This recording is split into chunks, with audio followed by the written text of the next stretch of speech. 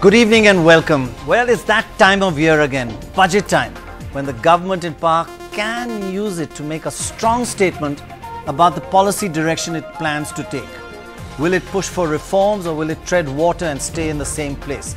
Very often it misses that opportunity. Or as they say, very often in Mumbai, they use the budget just as time pass. The only difference this year is that India is in a real crisis, a crisis as bad as 81, 91 and 2001, and many of us don't quite realize it yet.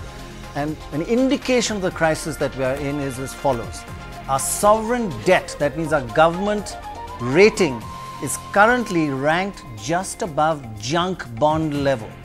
One slip and the world will rate India's bonds as junk. Just that thought, believe me, the thought of India hitting junk ratings and the implications in the election year is what terrified this government more than anything else while it was framing the budget. And it is the key fear factor behind the fiscal deficit finally being kept somehow, and we'll find out exactly how, at around 5%. 5.2 last year and 4.8 looking ahead. That may just save us for temporarily at least. But let me tell you, in this budget, if it actually hit 6% fiscal deficit, India would be rated junk. And that is a terrifying thought. So the finance minister got through that particular hurdle. But the next global watch list is whether India is still on the path of reforms or not. If we are seen to have slowed down on that front, or maybe stopped it altogether, it won't be long before India's government bonds will be downgraded to junk, even at that 5% fiscal deficit.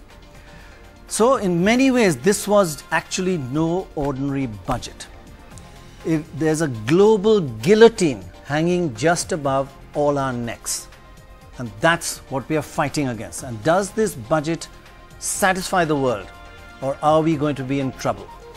That's one of the key focuses we're going to look at over the next hour. And we've got Arun Shourie, a great economist, a former minister and an author of several books who reads more than all of us put together.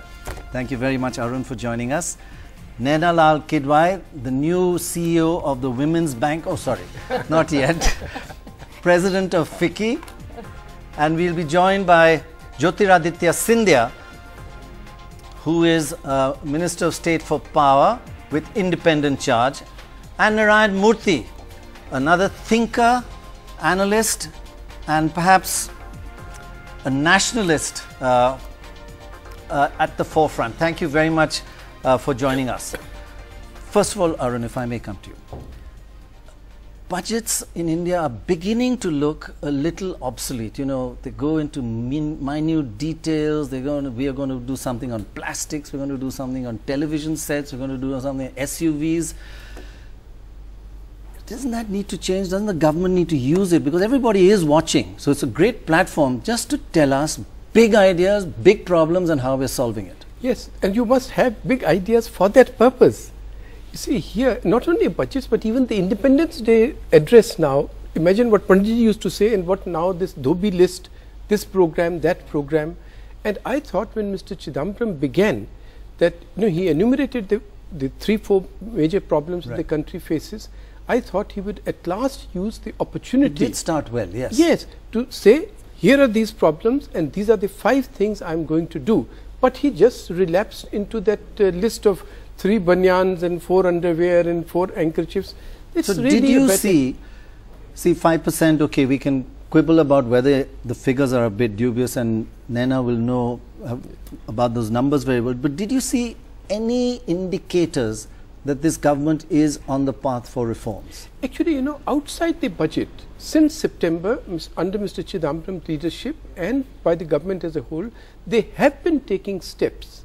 And I had looked forward to the fact, for instance, the increase in user rates of petroleum products, of electricity rates, of railway rates, diesel, which everybody used to be frightened, there will be a truckers' strike. That was actually very brave. These are very good steps that were being taken. On the other side, there were clear indications that the government at last realized what damage they had done to investor sentiment by the return of arbitrariness. my good friend Jairam Ramesh can single-handedly be credited by bringing down the growth rate by 1.5%. How? Well, you know, stop POSCO today, stop this Vedanta after 20,000 crores, stop Lavasa. Naina will know, every investor's conference to which we went, these were the questions that used to be asked. So I thought Mr. Chidambaram, being cognizant of all this, will use this opportunity to say, yes, I recognize retrospective taxation, I am not going to allow it, I am going to do this on transfer pricing. Each of the things that were causing the uncertainty, all that opportunity has been missed.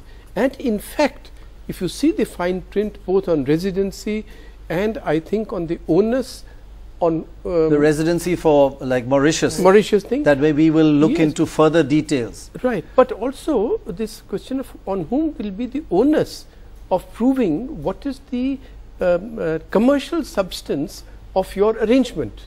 So harking a bit back to 1950s and 60s, that everybody is a crook, therefore to catch the last crook I will stop everything. Is that Inspector Raj?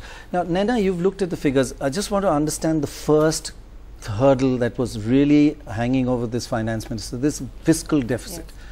The world was worried, all the rating agencies were very focused on it should come down to 5%. Has he achieved that? He says, the numbers say it does. Yes. Are you convinced by that? I'm pretty convinced as to the seriousness to get to the 4.8, and if you look at the fact that it is 5.2 for this year, albeit largely from cutting back on planned expenditure. Yeah, 75,000 crores down. Yes, and you know, maybe we do have to look at the ability of country to deliver on large expenditure plans. Right. It's probably just as well that we don't spend when we can't know as to how it will get absorbed. But at the end of the day, from 5.2 down to 4.8 as percentages go does not look a stretch. But when I began to look at the revenue numbers, so where is that coming from? You've got expenditure increases of 19.5% or thereabouts. In that increase, maybe it's a bit conservative in terms of non-planned because of because of the fuel subsidy. But because they're coming down. Yeah, but on the planned expenditure side, it's up almost 30%. Overall up 19%. So where are the revenues coming from? Right. I think they've assumed kind of 19% buoyancy in revenues, which is very optimistic. Which is very optimistic because you've got the 19% buoyancy in revenues, which if you look at the fact that then there's also on telecom, spectrum sales 40,000 crores, and that has always been a challenge to achieve. The disinvestment target may get achieved if the stock markets stay buoyant. And that's 58,000 crores. By the way, which is amazing. Today the stock markets dropped by 3% while the rest of the world went up. Yeah.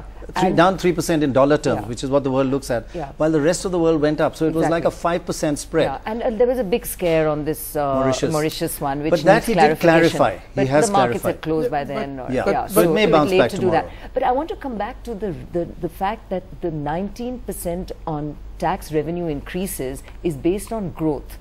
And I believe if you back into the growth rate, it assumes a growth rate of 6.5 to 7% for the economy. So can we achieve that buoyancy in what people are already saying is hard to achieve, which is a 6.1 to 6.7% growth? So what you now have is a very strong impetus to get to the economic growth number in order to achieve the fiscal deficit. Right.